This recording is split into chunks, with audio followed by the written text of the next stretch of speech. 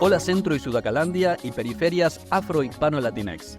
Soy Omar Beretta y esto es Puto el que lee, tu podcast independiente y autogestivo, Puto el que lee en su sexta temporada. Atente hoy, hola amigos de Chile, nos fuimos a Allende para traerles un episodio que explota de contenido y nos llena de preguntas. Imposible hacer esto sin Matías Salinas Valenzuela, el Mati, copiloto soñado para el podcast de hoy, transmitiendo directamente desde Valparaíso. El Mati, además de ser el bombón de mi corazón, es periodista y trabajador de la cultura. Además de eso, maestra de ceremonia de un montón de episodios acá en Puto el que lee. Por favor, el episodio 93, El Deseo Invisible, con el Mati entrevistamos a Gonzalo Salazar y hablamos sobre Santiago Marica antes de Pinochet. Por favor, chicas, se van corriendo a escucharlo.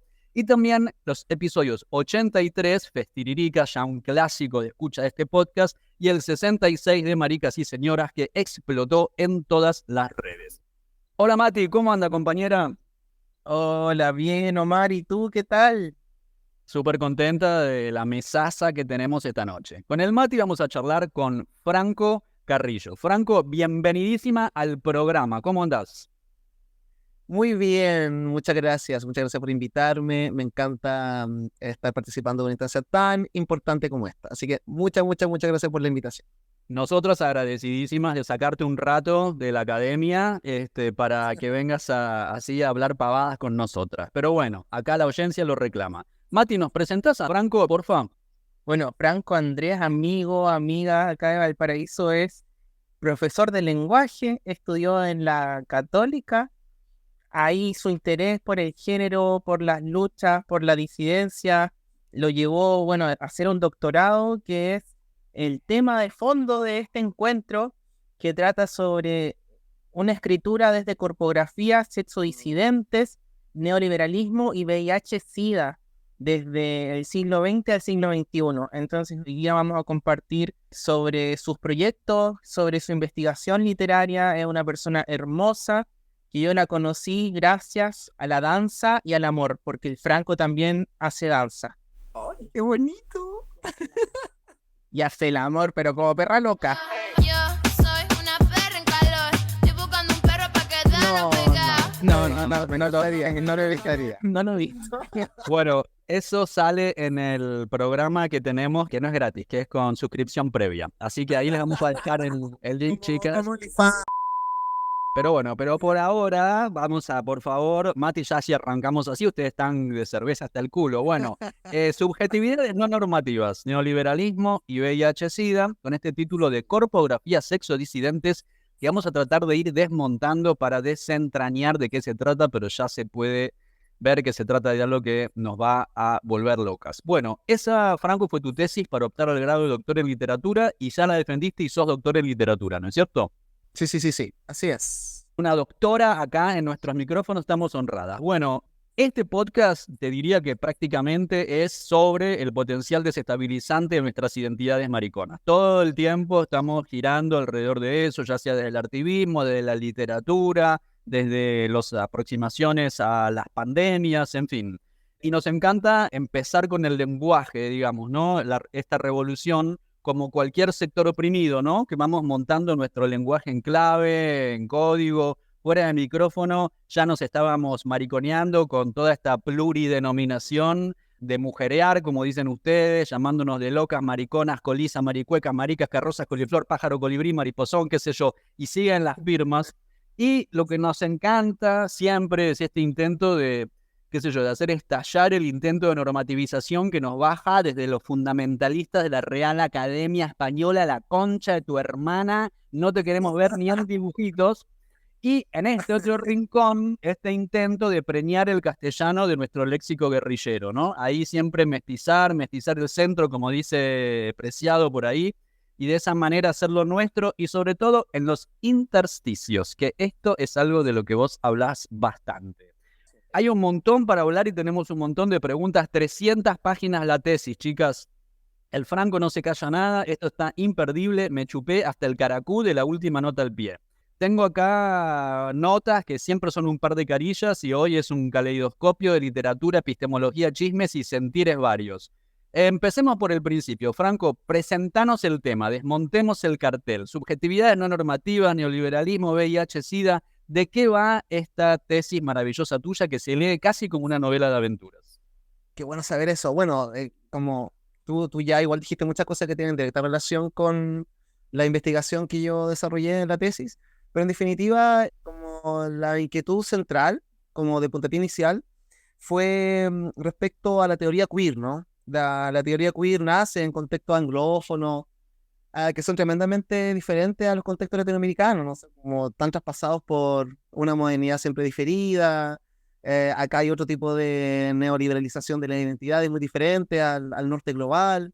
Entonces, claro, la pregunta fue eso, bueno, ¿de qué manera, o sea, podemos hablar de una teoría queer e identidades queer latinoamericanas, entendiendo que la teoría queer se generó en un contexto anglófono tremendamente distinto al de acá?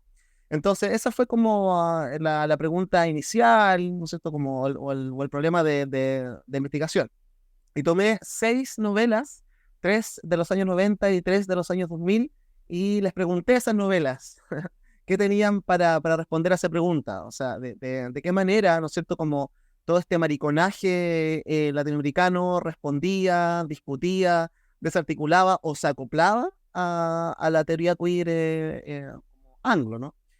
Considerando que lo anglo o esta teoría queer lo que hace, como en este intento de ir más allá de todos los binarios, al querer ir más allá de los binarios, se desancla o tiende a desanclarse de la materialidad, ¿no? De la materialidad histórica, que es algo que tiene mucho Latinoamérica. Entonces, en estas 6 novelas pude ver una cierta materialidad o una cierta densidad histórica que un poco le faltaba a la teoría queer norteamericana o anglo en este intento de ir más allá de los binarios. No digo que Latinoamérica, digamos, se binarice en absoluto, sino que el mariconaje latinoamericano se ancla más como a ciertos factores sociales, culturales, económicos, socioeconómicos.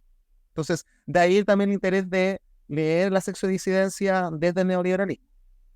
Bueno, tuve la fortuna de ir a ver a Franco en la defensa de su título y también de invitarle a una instancia comunitaria, barrial, que es la BEVA, Laboratorio de Expresión Vecinal, una instancia que se hace por ahí, por el Cerro Larraín de Valparaíso. Entonces el Franco estuvo en la Junta de Vecinos número 8, conversando con vecinas, vecinos, personas desde los 20 hasta los 80 años, sobre literatura que trata, por ejemplo, la mariconería, de Mebel precisamente. Entonces ahí, por ejemplo, una vecina, la Ana María, que es una hermosa, ella baila tango, es súper loca y vive su deseo. Eso es lo que más me gusta, que una vecina que tiene como unos 83, 84 años y ella el deseo lo habita y crea, es una creadora. Y el Franco llega aquí, por ejemplo, a hablar de, no sé, de besos negros. Que la vecina de 80 años se ría, comente, converse y no haya ningún prejuicio al respecto o de hablar de su propio deseo, me parece maravilloso. Entonces, definitivamente Franco no solamente escribe esta tesis ni se evoca a la literatura, sino que también conversa en espacios, difunde, divulga y transforma estos conocimientos también a través del cuerpo. Al Franco lo conocí en una obra de la compañía Danza Donde Sea.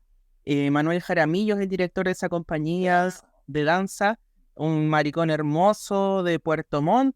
Y bueno, Franco hizo amistad con Manuel y presentan esta obra por la que lo conocí, que se llama Sangre Sucia.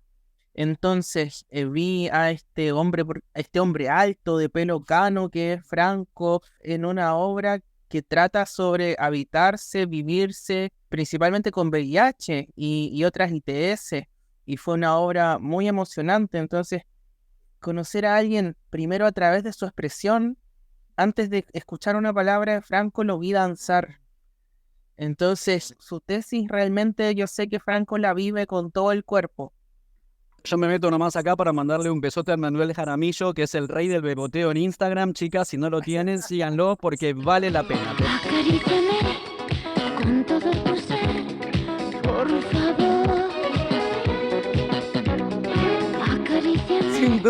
sin duda, eso es. Fue como una tanda comercial esta, así como... Sí, en definitiva, claro, o sea, el interés inicial siempre fue del cuerpo, o sea, desde cabro chico, que siempre sentí que el cuerpo era más que una superficie material, entendía que sobre el cuerpo caían o se depositaban un montón de cargas semánticas culturales, o sea, no con estas palabras, sin duda, pero lo percibía desde cabro chico. Entonces ya después cuando cola, no sé, en la universidad, esta weá de salir del closet, en definitiva, también importante ese término, como salir del closet también me permitió moverme, por ejemplo, de forma distinta, vestirme de forma distinta, hablar de forma distinta. Entonces, el cuerpo siempre interviniendo en las diferentes etapas como de las construcciones vitales. Y bueno, y cuando durante la carrera me acerco a la literatura, entonces me comienzo a dar cuenta que el cuerpo y la escritura estaban muy directamente relacionadas, ¿no? Que tanto el cuerpo como la escritura son memorias, son registros, son materialidades, son soportes, ¿no? Son deseos, mueren también, y tienen sexo también, entonces se interrelacionan, etcétera. Entonces ahí el vínculo entre escritura y cuerpo ya como que comienza a explotar y termina por explotar o ebullir en el doctorado. Entonces, por eso para mí el título, ¿no? de la tesis, ¿no? Corpografías, como las escrituras del cuerpo, ¿no? Que para mí igual es como una especie de oxímoron, ¿no? Como el mar, no sé, el mar mojado, ¿no? Cuerpo es escritura, entonces como ese término de corpografía nada más que era como una insistencia en el llamado a la memoria y al registro que es la escritura y por eso me importaba tanto. Yo creo que ese también es el trabajo de la investigación literaria, ¿no? Como ir a la literatura no para comprobar a través de la literatura hipótesis de otras disciplinas, sino que indagar de qué manera la literatura, con sus propias estrategias, puede discutirle a la filosofía, puede discutirle a la sociología y etcétera. Entonces, eso intenté hacer a través de mi tesis. O sea, de qué manera estas 6 novelas que yo analicé le discutía a la teoría queer a partir de la imposición, no solamente de un término foráneo, sino que también de una teoría foránea. Es importante que las teorías, en la medida que viajan, puedan adaptarse, o no sé si es una buena palabra, puedan establecer una relación de localización con los contextos particulares a los cuales la teoría llega. Entonces, por ahí fue. Y esa operación es algo que nos atraviesa especialmente en este podcast porque estamos todo el tiempo, incluso cuando hacemos lecturas de teóricas y de teóricas queer de otras partes del mundo, siempre estamos viendo, bueno, hacer una lectura sudaca de eso, ¿no? Incluso de América del Norte, México, ¿no?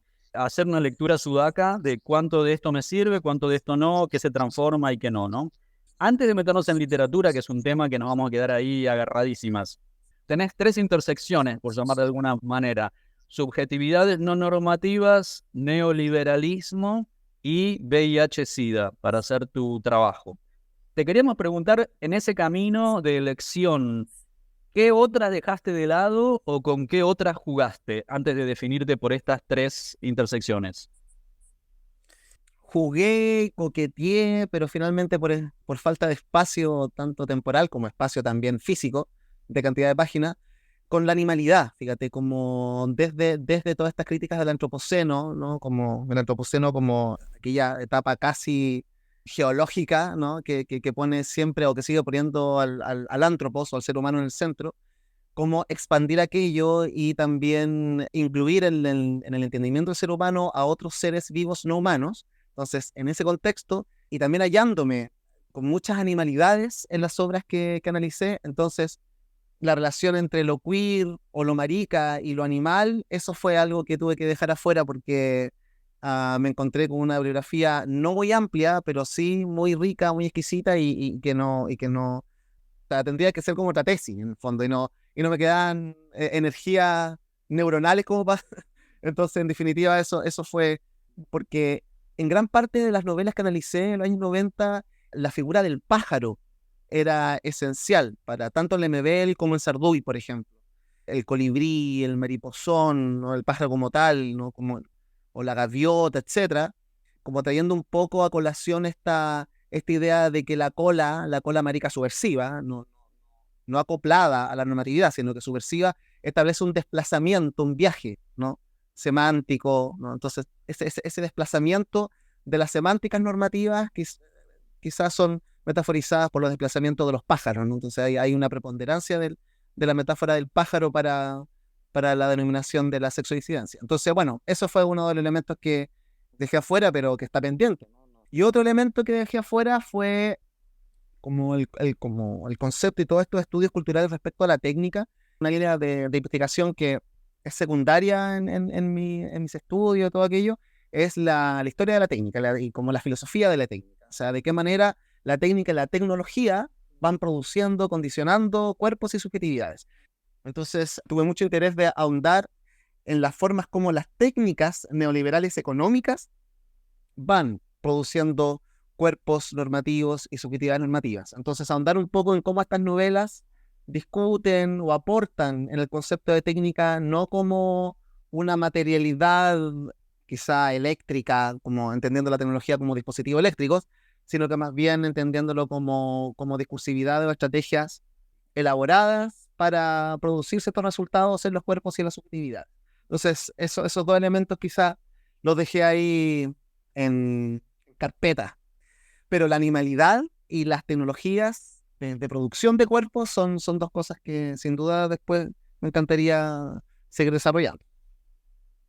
Acá aprovechamos para hacer otra intervención y le mandamos saludotes al bombón explosivo caribeño Andrés Acevis.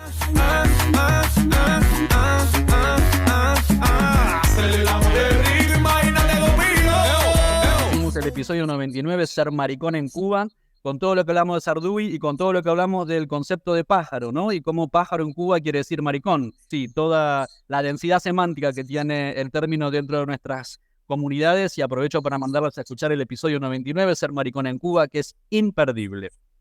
Aprovechar de destacar más la historia que nos une.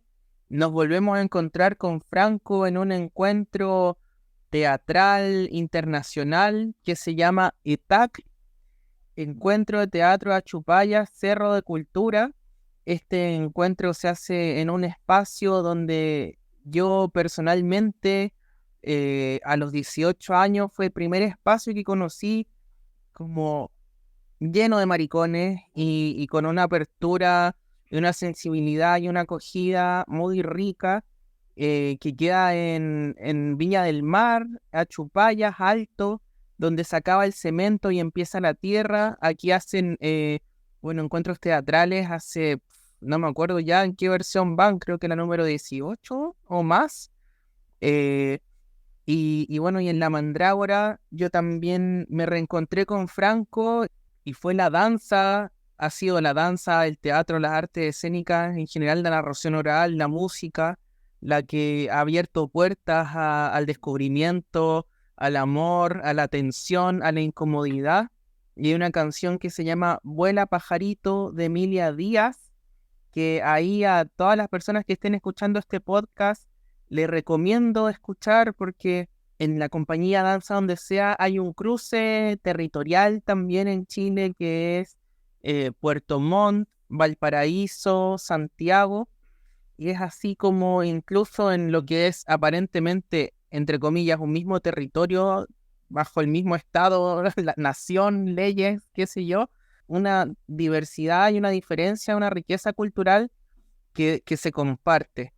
Y lo bonito es que así también se generan cruces entre otras cuerpas, maricas, lelas, trans, trabas, y heterosexuales también que tienen sensibilidades comunes, pensamientos críticos, y que siento que compartir con Franco me ha llevado a conocer también a personas muy bonitas. Desde este programa recordamos siempre que bienvenida a las les heterosexuales no patriarcales que quieren acercarse a nuestras formas de vida disidente y que la quieren vivir en carne propia. Señoras, señores, señorites, bienvenidos a la felicidad. Acá está, acérquense. No les vamos a pedir el carnet ni el documento. Venía a sudar. Una para los míos nomás. Una para los míos. Franco, entendemos estas tres vías, digamos, las subjetividades no normativas, el neoliberalismo, que también vamos a seguir hablando, y el VIH-Sida. Todo esto montado sobre literatura que narra a partir de la década del 90, más o menos, ¿no? Así que otra Sí. duda que me surgió cuando iba viendo, que yo pensaba lo difícil que habrá sido elegir, porque te quería preguntar eso, ¿qué literatura? Y digo literatura porque como pasa con el cine documental y la ficción, vamos a discutir qué es novela, qué es crónica, si algunos bordes se borronean y si importa o no importa que se fumen las categorías, ¿no? Todo esto entre narrativa, lírica, realidad y ficción. ¿Qué literatura elegiste? ¿Por qué estas? ¿Y cuáles consideraste pero tuviste que dejar de lado? O sea, fueron 2 décadas, la década o sea, no 2 décadas, una década que fue la de los 90, y luego los años 2000, que no era una década, pero sí a partir del 2000. Entonces, como fueron como esos dos ámbitos cronológicos los que se eligieron, las 3 primeras novelas fue Bueno Sarduy con Pájaros de la Playa, Bellatín con El Salón de Belleza y Lemebel con Loco Afán, Crónica de Sidario. Y la de los 2000, una novela de un maravilloso argentino, Darien Link, que es La Ansiedad, esa novela.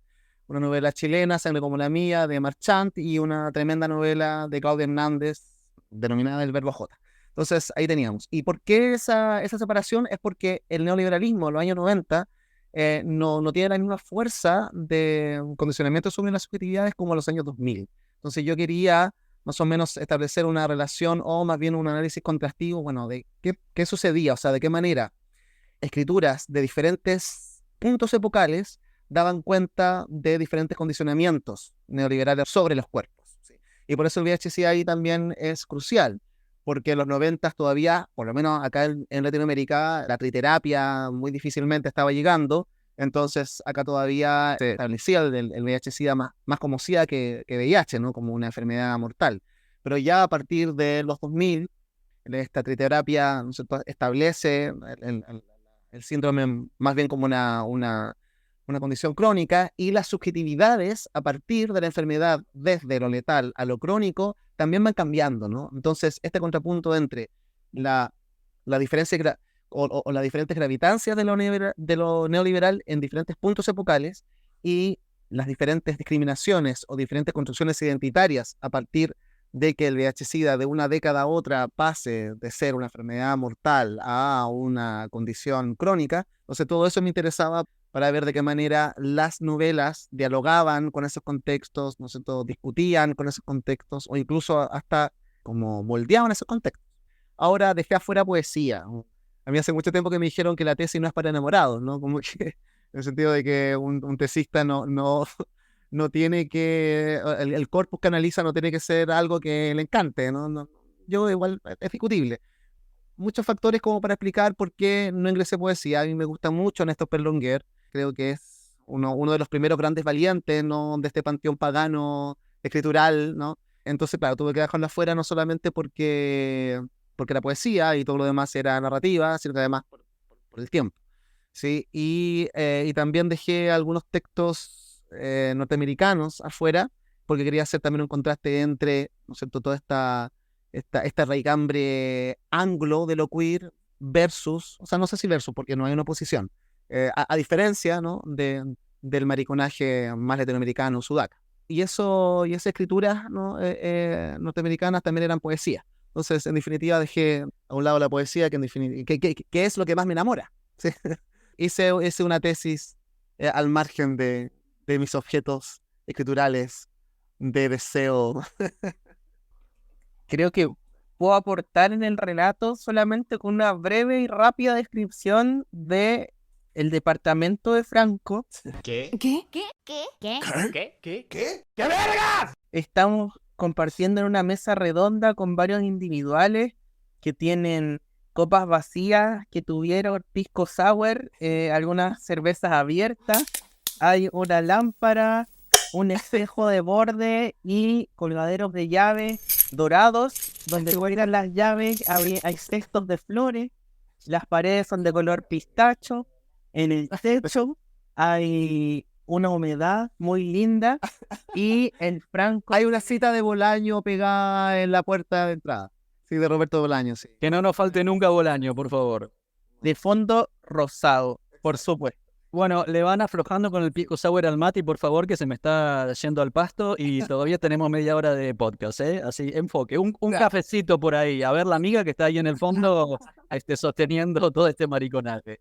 Chicas ya tienen la puesta en escena, ¿eh? Así que se pueden imaginar todo lo que está pasando y lo que va a pasar. Bueno, tengo un montón de... Se me van disparando un montón de cuestiones, pero nos interesa mucho porque también es otra línea que estructura este podcast, pues no me gusta la palabra estructura, pero que le da un poco razón de ser a este podcast, que son las variaciones latinoamericanas de lo queer. Entonces vos haces una revisión crítica de estas variaciones latinoamericanas de lo queer y buscás pistas en las confluencias entre sexualidades no normativas, neoliberalismo y VIH-Sida. ¿Cómo fue este viaje de... Ya vamos a hablar de Judith Butler también, porque tengo preguntas para hacerte, pero ¿cómo fue este viaje de la teoría queer anglosajona a nuestros territorios? Uf. Fue pasar desde, no sé, a ver, una especie de palacio de cristal al mercado de acá, de verdura y fruta precario, ¿no? De una calle en una ciudad bastante precaria de Latinoamérica, ¿no? O sea, fue enfrentarme con la precariedad. O sea, fue enfrentarme con la precariedad como un dispositivo de posibilidad de potencia crítica. Todas las novelas, en mayor o menor medida, proponían una precariedad, ¿no es cierto?, de estas subjetividades sexodisidentes. Esa misma precariedad era la que abría la, digamos, posibilidad o interrumpía, como habría un intersticio, ¿no?, dentro como de estas tramas coherentes o de estas coherencias construidas por la teoría queer anglo, ¿no? Hay muchas zonas de lo queer anglo o que no representan las precariedades o que no pueden ser leídas o que no pueden ser elaboradas para leer eso, que no pueden ser utilizadas para leer ciertas precariedades que simplemente no existen en otros contextos. Entonces yo creo que fue llegar a una precariedad y desde esa precariedad examinar las potencias y las posibilidades de subversión de estos cuerpos, pero siempre desde la precariedad, ¿no? O sea, recordemos Loco Afán, ¿no? Estas travestis muriéndose de sida. Hay muchas crónicas emblemáticas, pero una de ellas es la de la loba Lamar, ¿no? Que ella, cuando le dan el resultado positivo, pensaba que todo estaba bien, porque tenía el significado de que algo positivo era bueno, comienza a enfermarse, comienza a, como sus rasgos propiamente travestis comienzan a desdibujarse, y sus amigas travestis comienzan como a remaquillarla para que no deje o para que la enfermedad no le termine por quitar sus rasgos travestis, ¿no? Entonces, esa misma precariedad, ¿no? La precariedad que implica ese acto trae subversión. Cómo lo travesti nos viene a recordar que todo sexo género es una performatividad y cómo la enfermedad es la ocasión es la tremenda oportunidad para pulsar esa evidencia. La enfermedad como hace disfuncionar los cuerpos y los cuerpos disfuncionales no pueden performatizar un género determinado porque han ingresado a la disfuncionalidad. Un poco fue como ingresar entonces en esta precariedad, pero ver cómo la precariedad era una potencia crítica tremenda que evidenciaba no solamente la precariedad de los cuerpos, sino que también, o sea, precariedad de los cuerpos y la performatividad de los cuerpos y también todas las capas que componían esa performatividad. O sea, que la performatividad que no es solamente genérica, sino que también es una performatividad de clase. Entonces ahí también puse en relevancia que la clase, al igual que el género, también se puede entender como una performatividad, como una repetición ritual de actos que se esencializan y se transforman en sentido común. Ahí me la dejaste picando, porque justo la próxima pregunta era con esta de la condición performática del género, pero vos también hablás de la condición performática de la clase. Sobrevuela Judith Butler acá en todo esto. Para los que no la leímos a fondo, ¿nos querés explicar un poco eso para presentar un poco el tema para la audiencia que pueda estar interesado en profundizar un poco más? Butler es como una especie como de la Virgen María de la teoría queer. Bueno, ya a esta altura es clásica, ¿no? Pero sí abre caminos, pavimenta mucho camino muy necesario. Judith Butler, con el género en disputa y luego con Cuerpos que importan, lo que viene, digamos, a proponer y por lo tanto a abrir en el contexto de líneas de investigación, es que el género es una performatividad, ¿no? Entonces, Butler se vale del aporte de la lingüística de la lingüística más pragmática y habla o toma, ¿no es cierto?, como cita los actos de habla performáticos. Estos actos de habla de que aquello que sucede, sucede porque se dice. O sea, entonces, los declaro marido y mujer. Cuando el sacerdote dice eso, entonces las personas están matrimoniadas, por ejemplo. Entonces el acto de habla performativo es una palabra que hace que algo suceda, ¿sí? Entonces, no es que el matrimonio preexista como una esencia originaria, no. Sino que el matrimonio se genera gracias a que hay algo que se dice. Butler toma esta idea y dice, bueno, el género es un acto de habla performático, porque no es que la masculinidad preexista como una esencia, ¿no?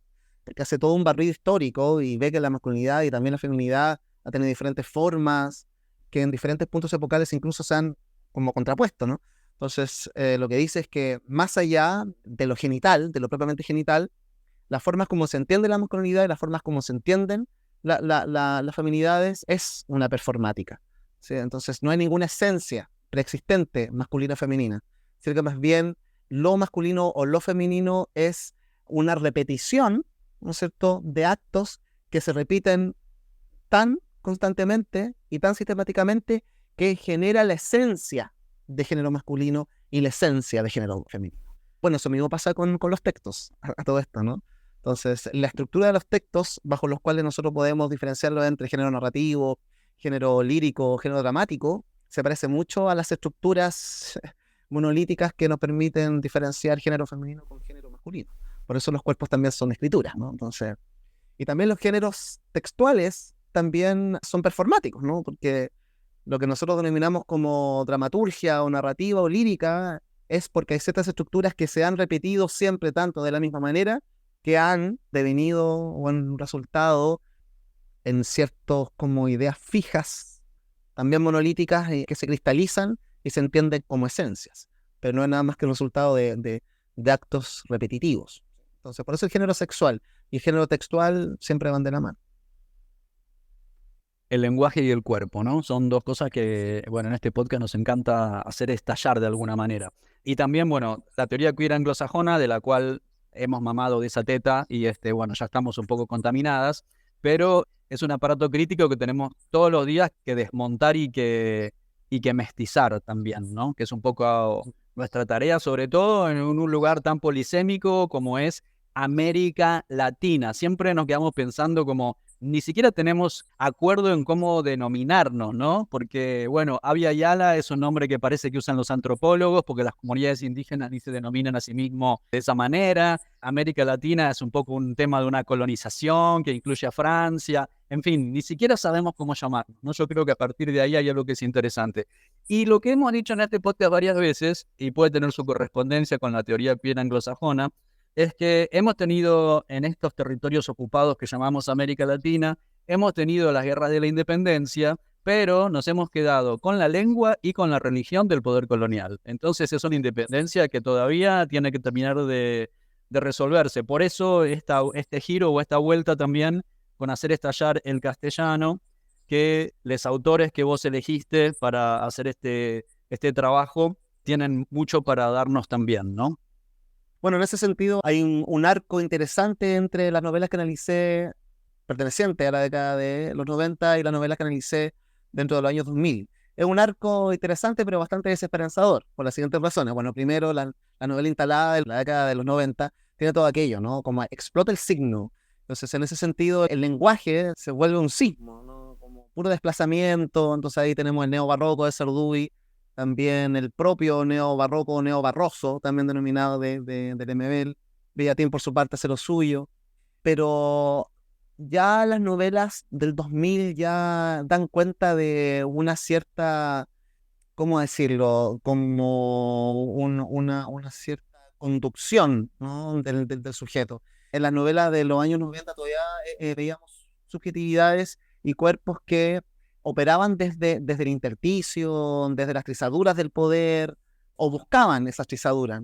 Pero ya la subjetividad y los cuerpos de las novelas, nosotros que analicé y que están instaladas en los años 2000, ya están inoculadas un poco, ¿no? Están inoculadas este modelo individualista de capitalismo cada vez más creciente, ¿no? Un capitalismo que no estaba así desplegado en la novela de los 90, entonces quizá por lo mismo el cuerpo estaba más anclado a sus elementos sociales, a sus densidades políticas, históricas, vinculadas a la memoria. En cambio, los cuerpos de la novela de los 2000 están más desgajados, aquellos son cuerpos más acoplados a la tecnocracia, ¿no? Más abstraídos y por lo tanto entonces también más distanciados de sus volúmenes históricos, culturales, sociales. Ahí hay un arco muy interesante pero desesperanzador, ¿no? Porque en definitiva ese arco lo que evidencia es la alienación del sujeto, ¿no? Un sujeto que ya no puede percibir la fractura, sino que se acopla al modelo y por lo tanto invisibiliza la fractura. Bueno, y ahí uno de los hallazgos quizá más incómodos que tuve fue que la cola puede ser, bueno, que no sé si la cola, el homosexual puede ser tremendamente hegemónico, tremendamente binario y tremendamente heterosexista, ¿sí? Entendiendo el heterosexismo como una instalación a ultranza de los binarismos de poder.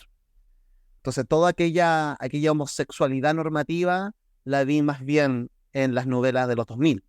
En cambio, aquella, ni siquiera homosexualidad, porque eso es un término más clínico, sino que aquella mariconería más subversiva, y subversiva también porque estaba muriendo, porque son novelas traspasadas por el SIDA como enfermedad mortal, como condición mortal, entonces tenía mucho más potencial subversivo, ¿sí? Mucho más potencial disruptor. Fue un arco muy interesante, pero desesperanzador. A nosotros ese tema nos ocupa y nos preocupa mucho también. Y de hecho, bueno, nos lamentamos, ¿no? Ay, los putos de derecha. Tenemos un episodio que se llama Homonacionalismo, donde hicimos una lectura sudaca de algunos textos a partir de algunas ideas de Shakespeare Puar. Bueno, y tratamos un poco estas cuestiones. Relacionado con esto, vos en la tesis hablás de la emergencia de un neoliberalismo punitivo, ¿no? Quizás asociado a este modelo desesperanzador que ves en el traslado de los devenires de los años 90 a los años 2000. ¿Querés dedicarle unos minutitos al neoliberalismo y especialmente a este efecto punitivista? Sí, bueno, este efecto punitivista se da mucho más en o lo encontré mucho más en estas novelas, ¿no? de los años 2000, en los cuales el neoliberalismo ya se transforma en un sentido común, ¿no? O sea, ni siquiera se denomina como algo neoliberal, es simplemente la vida que las personas aprendan a vivir y como que se esencializa y por lo mismo entonces se invisibiliza, que es el estado quizá más alienante.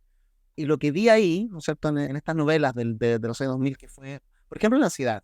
La Ansiedad es una novela, bastante entre comillas, que está hecha solo exclusivamente con correos electrónicos y chats. Entonces, la historia está entregada fundamentalmente desde estos dispositivos o desde estas conversaciones de dispositivos técnicos. Y los personajes son personajes que tienen grandes accesos económicos. O sea, claro, en un momento en que tener computadora y tener chats todavía era un privilegio. Estamos hablando de una novela que fue publicada en el año como 2003, algo así, 2002, 2003, si no me equivoco, más o menos. Entonces, La Ansiedad trata de un sujeto que se llama Manuel, ¿no es cierto?, vive en Buenos Aires, que viaja a Barcelona, ahí conoce a Michelle, un sujeto, bueno, ambos gay, ¿no? Se enamoran, Michelle es francés, Manuel tiene que volver a Buenos Aires, siguen la relación a través de los correos electrónicos. Entonces, en el desarrollo, ¿no es cierto?, de esos diálogos virtuales, se va delineando un sujeto técnico, o un tecnosujeto más bien, donde los placeres se dan fundamentalmente no desde lo presencial, no desde lo material, ¿no?, sino que desde la lejanía, desde un imaginario propiamente virtual. En un minuto, entonces, Michelle puede viajar a Buenos Aires a vivir con Manuel. Él lo hace y los desafíos de la presencialidad llevan la relación al desgaste. Entonces, los sujetos que ahí se muestran son sujetos que están, y por eso se llama la ansiedad, que están consumidos por la ansiedad del modelo neoliberal. Son sujetos con un cansancio constante por sus trabajos, pero ese trabajo les permite viajar, les permite la globalización de sus identidades, les permite la satisfacción de sus deseos, pero todo esto desanclado, ¿no?, de cualquier memoria de sus sexoidentidades, ¿no? Entonces, claro, y ahí el capitalismo o el neoliberalismo, ¿no?, se torna punitivo porque castiga, ¿no?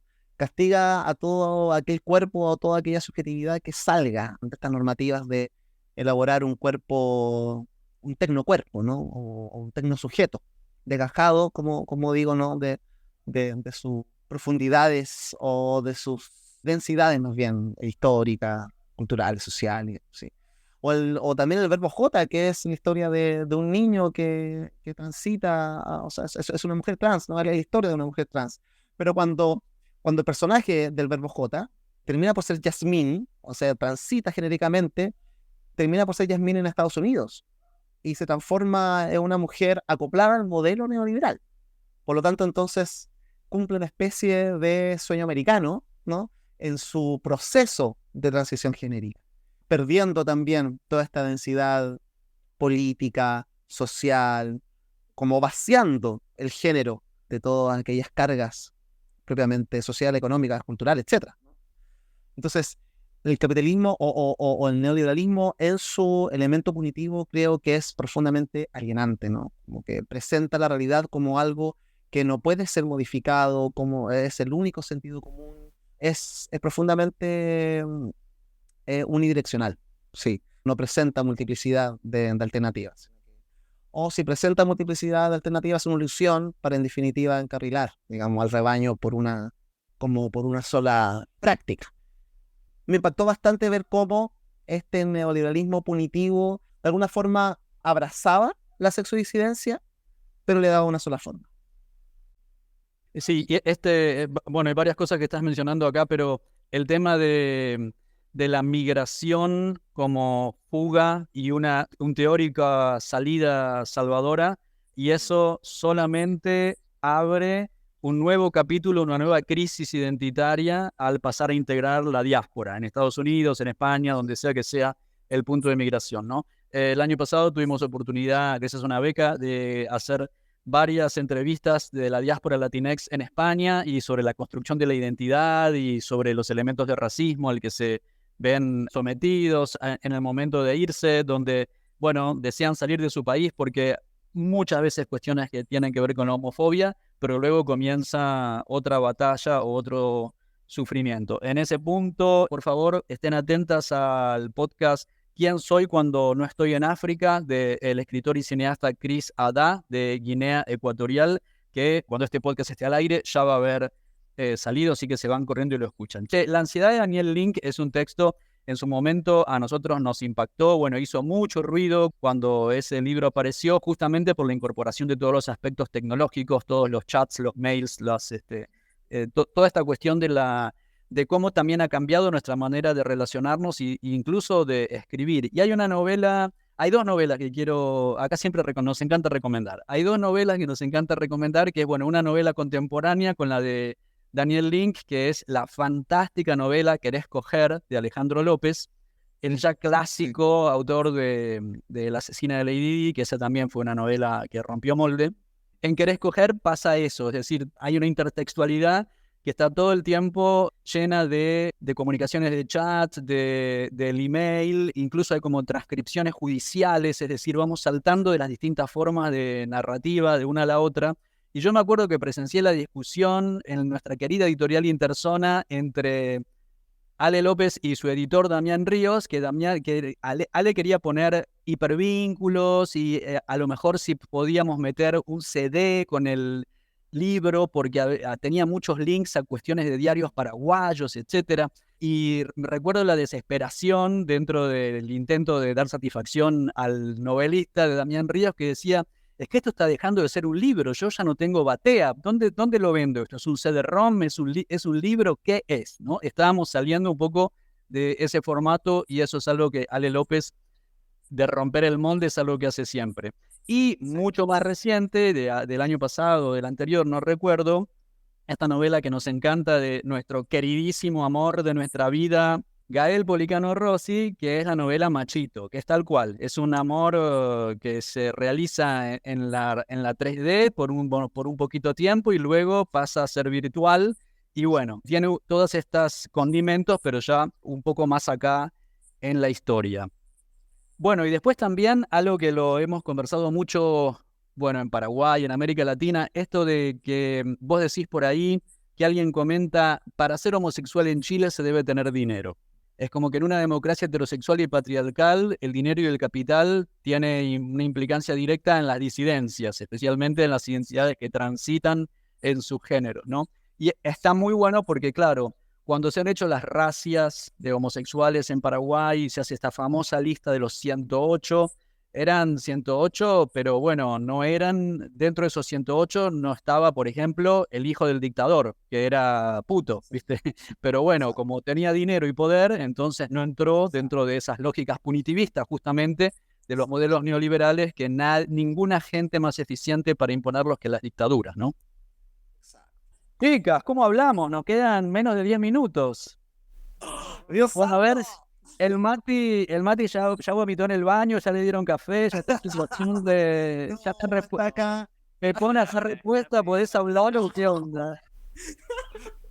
Ya, corazón, yo para ir cerrando, lo único que puedo decir, pocha, quizás está muy duro el Plutón en Acuario, la luna llena en Leo, qué sé yo, pero me siento muy así como en la desviación, en el vértice, en la diagonal, así. Pero si eso es lo. Pero Centrado en si ser marica es el desvío. ¿Sabe lo que pasó de la cerveza a la pepa? Bueno, está bien, es como es un devenir vital. Y puedo cerrar siendo el pie forzado para algo que te iba a comentar, un cagüín, algo de Mario Bellatín, ahí como tirándome para el lado de la mediación lectora con el Franco, que nos prestamos libros. El Franco, hay que decirlo, vive con un heterosexual que lo mujería y lo mariconea que se quiere, el Seba que también, y ellos tienen como sus libros ahí apilados. Entonces me gustaría destacar, bueno, el Franco me prestó Salón de Belleza de Mario Bellatín, una belleza y un dolor y una pulcritud en esa escritura. Bueno, también me prestó Multitud Marica, que es un libro de activaciones de archivos sexoincidentes en América Latina, donde el libro ya pasa de la palabra a la imagen también. Bueno, al Franco le presté, por supuesto, a la queridísima Leonor Silvestri, Servidumbre Maquínica, que parece que todavía no lo leo. Todavía no. Pues no. Siempre presente nuestra madre, Leonor Silvestri, ahí te va a cambiar la vida. Bueno, y eso, pues saber qué pasó, cuál es el cagüín, cuál es el chismecito ahí con Mario Bellatín. No, bueno, yo me acuerdo hace muchos años, yo no sé si no era la primera vez que Mario Bellatín venía a la Argentina y hubo una lectura en una casa chorizo, como decimos en Buenos Aires, ahí perdida por no me acuerdo dónde, que estas que aparecen y desaparecen, no era Belleza y Felicidad. Y bueno, y leyeron juntos Alan Pauls, Mario Bellatín y Fabián Casas. Esa así como eventos rarísimos que pasan en Buenos Aires, ¿no? Rarito. Y me acuerdo que Pauls leyó un fragmento del pasado, que creo que después ganó el premio Ralde de novela, que todos los que estaban ahí, que lo veníamos a ver más a Bellatín, bueno, medio que le criticaron, que era un poco denso, qué sé yo. ¿Viste la maledicencia que existe siempre entre las compañeras escritoras, ¿no? Esto también. Y después Bellatín leyó Salón de Belleza. Leyó de Salón de Belleza de la edición de Eloísa Cartonera, porque no estaba publicado todavía o no lo teníamos en Argentina. Creo que Interzona ese año publicó Perros Héroes. Y bueno, para los que no conocen Eloísa Cartonera, era un proyecto en el que estaba un montón de gente del bien, entre ellos Washington Cucurto, el gran Washington Cucurto de Cosa de Negros y de La Máquina de Hacer Paraguayitos. Le mandamos un beso enorme a ese bombonazo. Y esa edición que era como toda hecha con fotocopia y con tapa de cartón, que eran reciclados y hechos por cartoneros y cartoneras en Argentina, ¿no? Que justamente Eloísa Cartonera se armó para generar una fuente de trabajo para los recicladores y las recicladoras. Y leyó Salón de Belleza y nos quedamos todas mudas, como que realmente flasheamos. Después, en ese viaje me parece que Mario Bellatín se estuvo quedando en la casa de mi compa Federico Godoy, que le mandamos un besote gigante a ese muñeco del amor y de la felicidad que nos acompaña hace muchos años en la vida. Y entonces Mario Bellatín y su novio se quedaron en la casa del Fede, ahí en Palermo durante un tiempito. Y el Bellatín estaba en aquel momento haciendo su investigación sobre el sufismo, sobre esa técnica relacionada con una forma más mística del Islam. así que había como una gran inquietud de todo el mundillo literario de tratar de hacerse invitar al living de la casa de Federico Godoy para verlo al velatín girando en círculo para entrar en trance místico sufi. Así que bueno, nada, que entre mate y mate se pegaba unos giros ahí en el living de la casa del Federico Godoy. Perlas irrepetibles de la literatura argentina. Chicas, tengo un montón de estas, así que si me dan una botella de vino les cuento todas. Bueno, y ese listado de esta lista de lectura que nos propone el Franco es un programa sensacional para este verano, así que ya saben que como siempre vamos a colgar de todas nuestras redes todos los datos de contacto de todas nosotras y de todas las cuestiones a las que nos hemos referido, pero también todavía no está pública la tesis del Franco, pero los que quieran leerla la escriben y la van a conseguir. Todos conozcan por favor el trabajo de Franco. Creo que las artes muchas veces nos salvan. Así que a seguir conociéndonos y a seguir dándonos sentido. Siento que incluso las personas que no necesariamente tienen la vida más cómoda, a veces son las que tienen las vidas con más sentido. Así que a seguir construyendo sentido.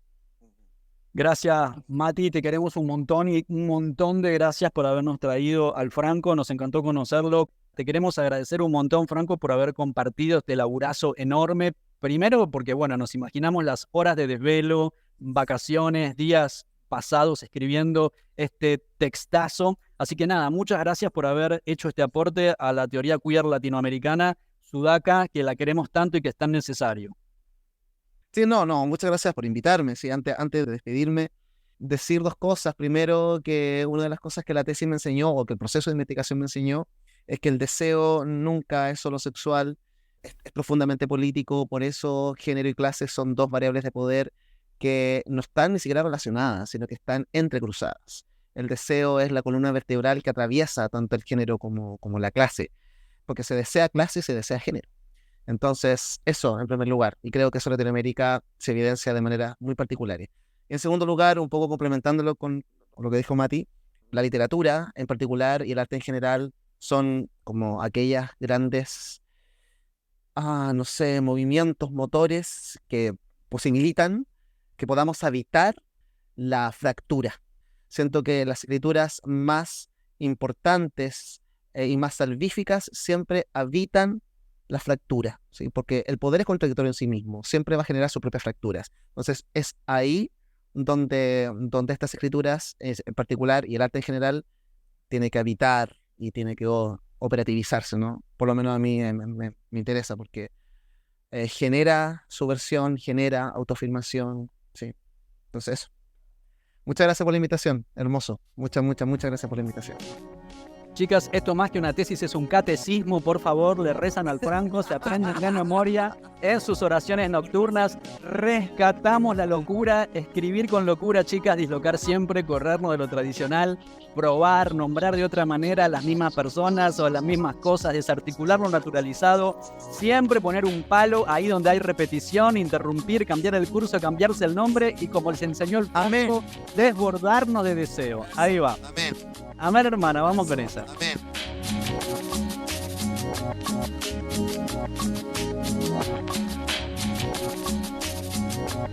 Esto fue Puto el que lee, tu podcast independiente y autogestivo. Conduce Omar Beretta. Producción Miguel Buendía. La cortina musical es el tema Zona Roja de Mnesis. Seguinos en Facebook y Twitter, Puto el que lee 108. Y en Instagram, Censurado 108. Para todo el mundo, educación sexual integral y laica. Hasta la próxima.